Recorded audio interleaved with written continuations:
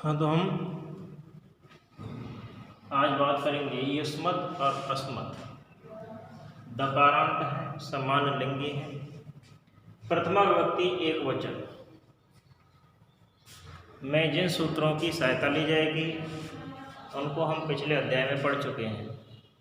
आज बात करेंगे युष्मत और अस्मत शब्द के प्रथमा विभक्ति द्विवचन और बहुवचन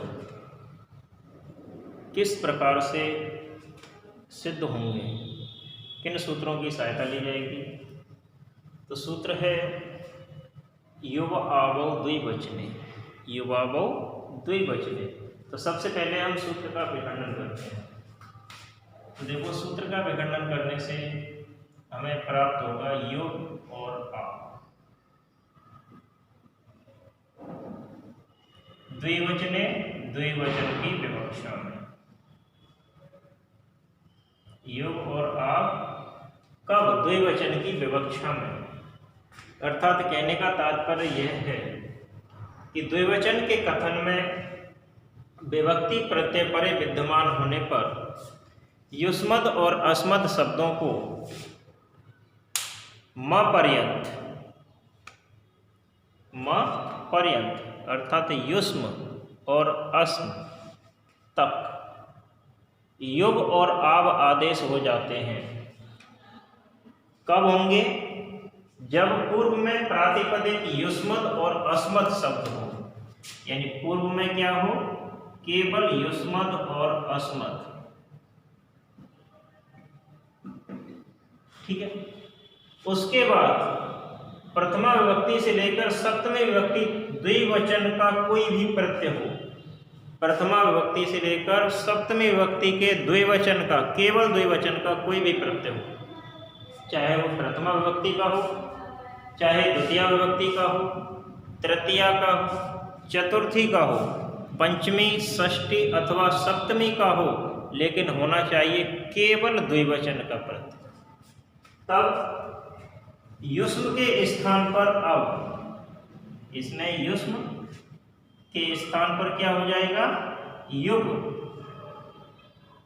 शेष क्या रहेगा? अद। ठीक है। और अस्म के स्थान पर आव, अस्म के स्थान पर क्या हो जाएगा? आ। शेष क्या रहेगा? अद। ठीक है। तो युग किसके स्थान पर होगा? युष्म के स्थान पर। अब किसके स्थान पर होगा? अस्म के स्थान पर, यानी युष्म के स्थान पर युग और अस्म के स्थान पर आव हो जाता है युवावो द्विवचने सूत्र से। तो हमें लिखना है युष्मत अस्मत प्लस औ। इस स्थिति में युग प्लस अथ, आव प्लस अथ, और औ प्रत्यय है ही किसका है? द्विवचन का है। तो युवावो द्विवचने सूत्र से लिखेंगे, युवावो द्विवचने सूत्र से युष्मद के युष्म के स्थान पर युग और अस्मद के अस्म के स्थान पर आव आदेश हो जाता है। ध्यान क्या रखना है कि युष्मद और अस्मद शब्दों के पश्चात केवल द्विवचन का प्रत्यय हो। विभक्ति कोई भी हो सकती है, प्रत्यय केवल द्विवचन का होगा।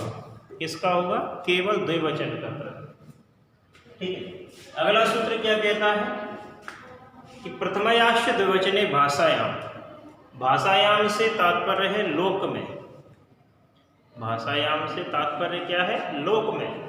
प्रथमयाश्च द्विवचने, प्रथमा विभक्ति का द्विवचन, प्रथमा विभक्ति का द्विवचन का प्रत्यय। तो देखो, संस्कृत भाषा में, संस्कृत व्याकरण में, संस्कृत भाषा संस्कृत व्याकरण के दो प्रकार हैं, एक तो वैदिक और लौकिक।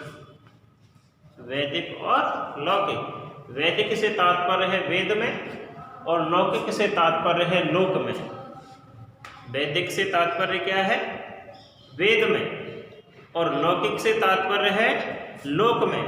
तो कहने का तात्पर्य है कि लौकिक भाषा में, लोक में जब प्रथमा विभक्ति द्विवचन का प्रत्यय अस्मद और युष्मत शब्द के पश्चात हो, या ऐसे कहा जा सकता है कि यदि पूर्व में केवल प्रातिपदिक युष्मद और अस्मद शब्द विद्यमान, क्या विद्यमान हो, युष्मद और अस्मद शब्द पूर्व में विद्यमान हो, इनके बाद प्रथमा विभक्ति द्विवचन का प्रत्यय हो, क्या हो, जैसे सु औ जस, ठीक है।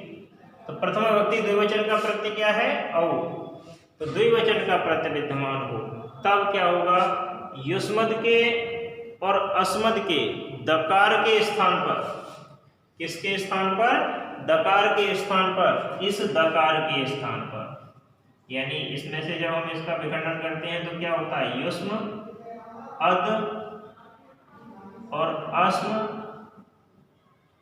अद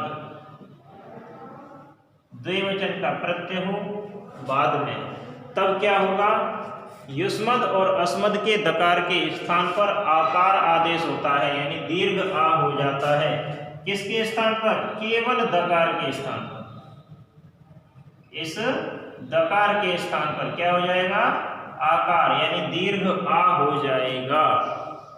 समझ में आ गया होगा कि जब युष्मद और अस्मद शब्द के पश्चात प्रथमा विभक्ति द्विवचन का प्रत्यय विद्यमान हो, तब युष्मद और अस्मद के द को आ हो जाता है, ठीक है। जैसे युग अद अम, युग किससे हुआ, युवावो द्विवचन सूत्र से, आव किससे हुआ, युवावो द्विवचन सूत्र से, शेष क्या रहा, अद अद।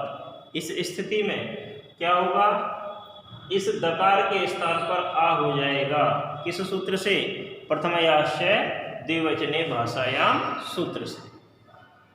अगला सूत्र क्या कहता है कि यूय वयौ जसि, यूय वयौ जसि, तो देखो यूय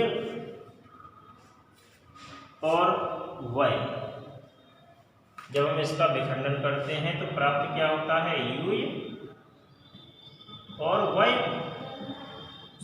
जसी से तात्पर्य है जस प्रत्यय, जसी से तात्पर्य क्या है, जस प्रत्यय। जस प्रत्यय किसका है, सु औ जस, प्रथमा विभक्ति बहुवचन का, प्रथमा विभक्ति बहुवचन का प्रत्यय क्या है, जस।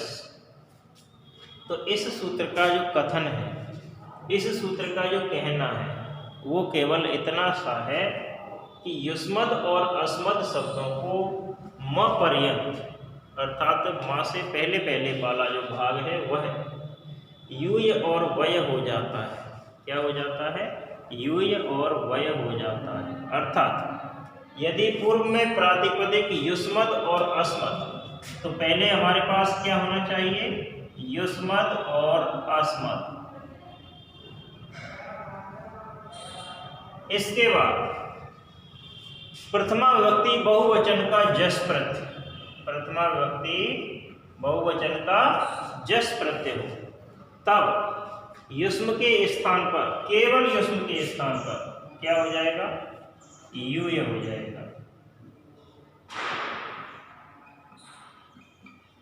और अस्मद के स्थान पर, यानी अस्म के स्थान पर, किसके स्थान पर, अस्म के स्थान पर वय हो जाता है, क्या हो जाता है, वय।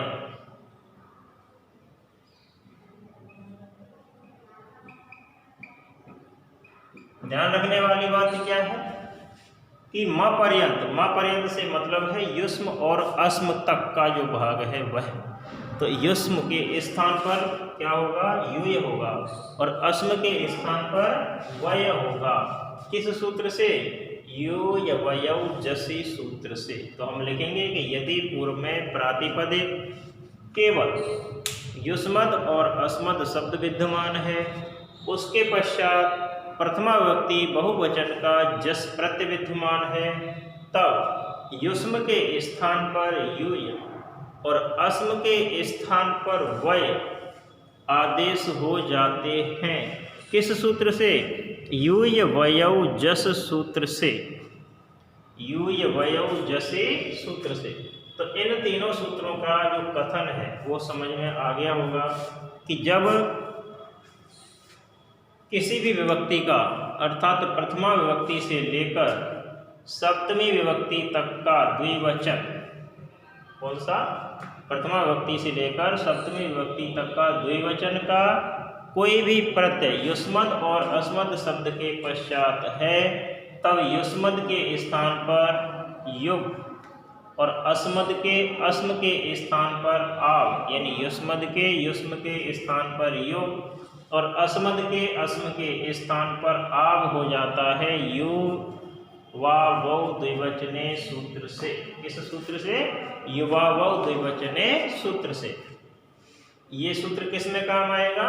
प्रथमा विभक्ति से लेकर सप्तमी विभक्ति तक के द्विवचन की विवक्षा में प्रयुक्त होगा, प्रभावी होगा। ठीक है। दूसरा सूत्र क्या कहता है कि प्रथमयाश्च द्विवचने भाषाया। केवल लौकिक साहित्य में, लोक में प्रथमा विभक्ति द्विवचन का कोई प्रत्यय विद्यमान हो युष्मद और अस्मद शब्द के पश्चात, तब युष्मद और अस्मद के दकार के स्थान पर क्या हो जाता है? आ आदेश हो जाता है, दीर्घ आ हो जाता है। ठीक है। इन दोनों सूत्रों की सहायता से युष्मद और अस्मद शब्द की प्रथमा विभक्ति द्विवचन, किसका? प्रथमा विभक्ति द्विवचन की सिद्धियां प्राप्त हो जाएंगी। तीसरा सूत्र है यूय वयौ जसि, यानी यूय और वय आदेश होते हैं अस्मद के अस्म के स्थान पर और युष्मद के अस्म के स्थान पर। तो युष्मद के युष्म के स्थान पर क्या होगा? यूय, यानी पहला कथन युष्मद के लिए है, दूसरा जो कथन है वो अस्मद के लिए है। ठीक है। तो युष्मद के युष्म के स्थान पर यूय और अस्मद के अस्म के स्थान पर वय आदेश हो जाएगा। ये सूत्र प्रथमा विभक्ति बहुवचन का जस प्रत्यय विद्यमान होने पर प्रयुक्त होगा, यानी जब प्रथमा विभक्ति बहुवचन का प्रत्यय किसके बाद हो?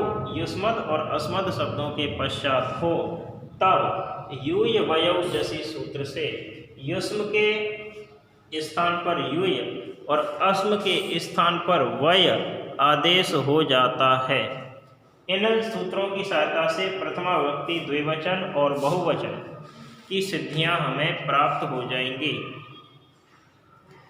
आगे के सूत्रों के विषय में अगले अध्याय में चर्चा करेंगे। धन्यवाद।